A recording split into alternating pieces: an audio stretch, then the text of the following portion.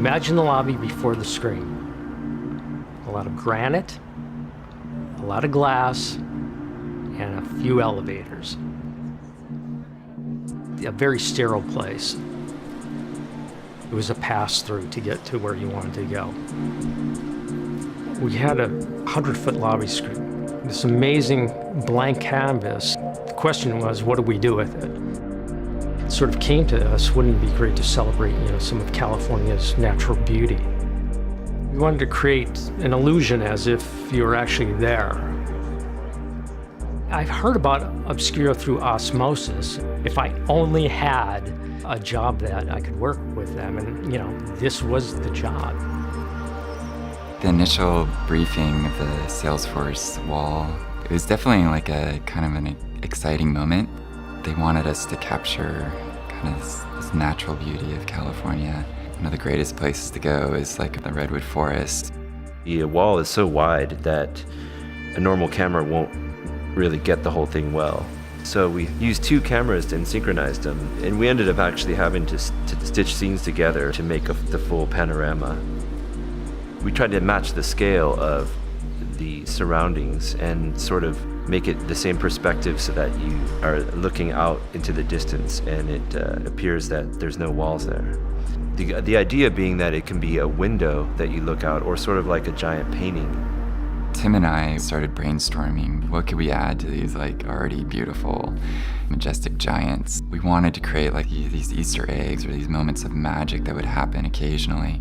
Sometimes little lights, little pixie dust will come up, or little spheres will drop down out of the sky. What was that? Was that a UFO or something in the scene? And it's kind of fun to have little surprises. We designed a lot of the content around day parts.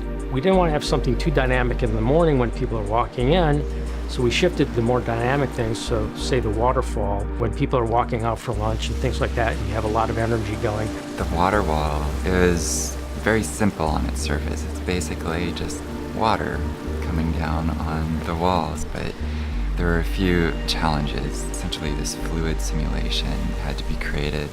We wanted it to be as realistic as possible, but not so realistic that it would create vertigo. So we had to kind of skirt this sort of fine line between realism and kind of hyper-realism.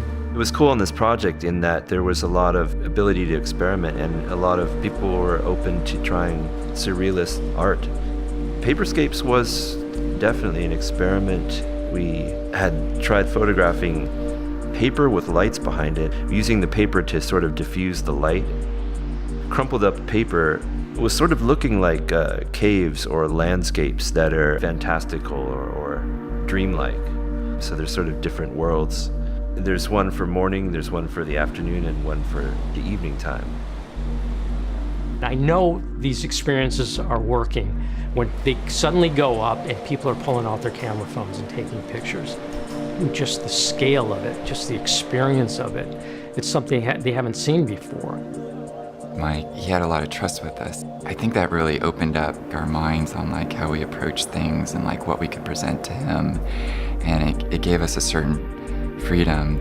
This project was interesting because there was the ability to explore and try out, different ideas. What Obscuro is great at is creating for the human experience, to understand the emotions of people and what they're going to see. Something that's more artful, engaging, dynamic, that people talk about. What we do next, I don't know, but that's sort of the fun of it.